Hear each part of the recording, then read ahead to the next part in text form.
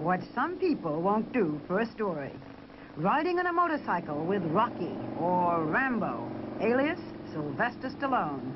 At this point in time, they're all one. Up the Beverly Hills to the house at the top, where Sylvester Stallone now rents. Yes, rents, not owns. Because since the breakup of his 18-month marriage to Brigitte Nielsen, part Danish, part Amazon, Stallone wants no possessions, nothing to remind him of her. Well, there is his collection of daggers. I've been collecting knives for about 15 years. This is from Persia. This knife was used as the final punishment. This is the bottom line. If you were guilty of murder or if you're guilty of theft, they would use this to cut the throat. Oh. Yeah.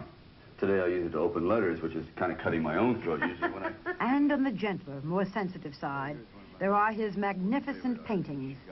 The Chagall, the Monet. His taste runs from the surreal Salvador Dali to Leroy Neiman's painting of Stallone as Rocky.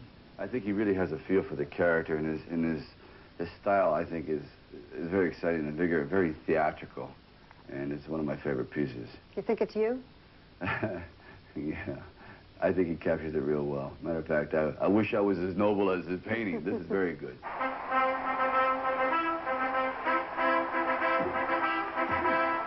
Noble indeed. These are the films. Rocky 1, 2, 3, and 4. Rocky was always known for his left-right combination. So he didn't stop there. There was Rambo 1, 2, and now Rambo 3. Rambo fighting in the desert of Afghanistan against the evil Russians. All the bravery, action, determination, and yes, violence that have evoked pride and provided escapism for millions of people all over the world. There have been other Stallone films, but these are the winners. For Stallone himself writes them, and in his scripts, the underdog always wins. And what has Stallone won? Movies that have earned $1 billion and an estimated personal worth of $100 million. An office complex full of art masterpieces. No accidental purchases for Stallone. Unlike his on-camera image, he is a lover of museums and art. Even when he didn't have a dime, he took solace looking at the pictures in museums. He himself paints dark and brooding pictures. He says he works out his fantasies, anger and hurt. Hurt, plenty. Pain from a childhood in which his mother barely kept him from reform school, and his teachers voted him the man most likely to end up in the electric chair, and they weren't kidding. But like Rocky, the movie he wrote, he overcame all odds, and the rest, as they say, is you know what. Along the way, his first marriage to Sasha fell apart. From that marriage, 2 sons, Sage, 12 years old, the pride of his life, another younger boy who is autistic, more pain. And then that marriage, number 2. The 6-foot perfect body Brigitte and the breakup a year ago. Rumors of other men or other women in her life. And Brigitte now pregnant with the child of football star Mark Gastineau. And Stallone, supposedly nursing a broken heart with ex-debutante Cornelia Guest. More rumors of marriage. And recently, dates with Wheel of Fortune's Vanna White, whom he says is just a friend.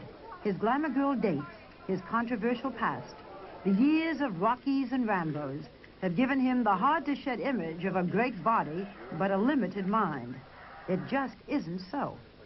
When we talked earlier, I remember being very surprised that you were as smart as you were. Now, that's almost a put-down, but you were. Why don't people think this of you? I think that my private life, in a way, counterbalances that. I think that the way I look physically counterbalances that. I just wonder how people can think that you can, you know, stay around as long and not have an IQ of above a turtle, you know. It's like... And how you can write almost all the films that you're in. Now, speaking of that, the fact that Rocky and Rambo are the films with which you are the most associated, right, with which you have been so successful. Cobra has also been extremely successful. The other films haven't made it that much. Is this that you will always have to do Rocky and Rambo? The audience won't accept anything else? I think in that genre, yes. I have to be realistic that the audience is very astute. So does this mean that you spend the rest of your life, that's not bad, doing Rocky, Rambo 4, Rocky 5? Where are we now? Rocky and the Return of the Crutches. Quick. Rambo in his wheelchair, and on we go. Give me this iron lung. I can take him. I don't know. I suppose that in a way, I have to be realistic. It is something that I find galling, because I would like to go out and play Puccini. But it doesn't bother you as much anymore. I mean, you accept it. It's a... No, I accept it. I accept it. It doesn't mean I enjoy it. How did you feel when President Reagan invoked Rambo and said, after the TWA hostages, he said, I'll know what to do the next time. I'll be like Rambo, or something like that? Well, I appreciated it, but I also realized that it made my life very difficult, that statement. Because right away, it took Rambo and threw him head first, skidding across the floor into the political arena. I said, whoa, what am I doing here? I did a fictional character, and now here he is addressing the nation as an example of Ramboism. So I think that it was a little unfair, but I understand why he did it.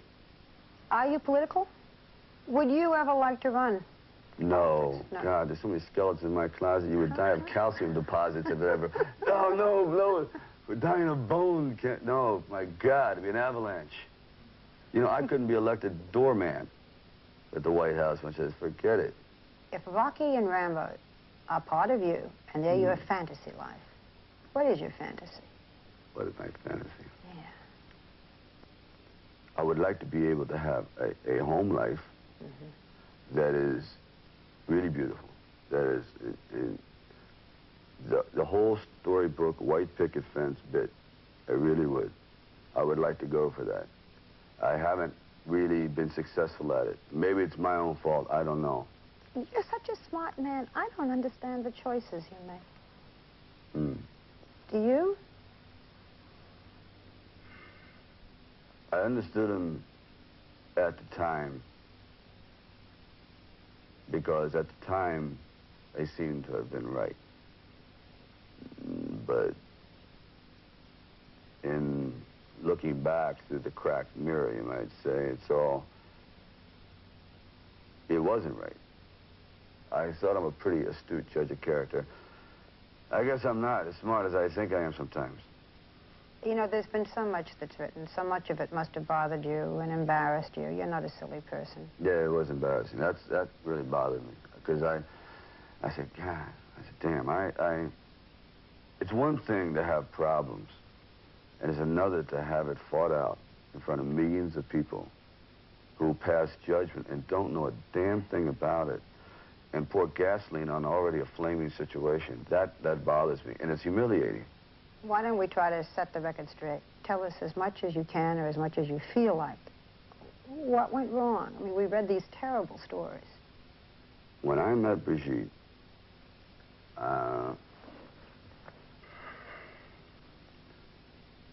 she was, without a doubt, the most endearing, funny, vivacious, sweet, caring person I had ever met in my life. I thought this was the one I had always been looking for all my life. And it was a miracle. She came at a time when I needed that. I wanted that. And I became, in Rocky 4, I remember I was punched in the heart by accident, and the sac around the heart began to bleed, and they rushed me to intensive care where I stayed for a couple weeks. And I mean, she would sleep on the floor of the room, send flowers, be at my side, and she was just perfect in every way. And that's why I married her. I just thought, I thought about futures. I said, you know, this is the woman I want to be around when I'm 80. And I was very happy. I'd never been happier.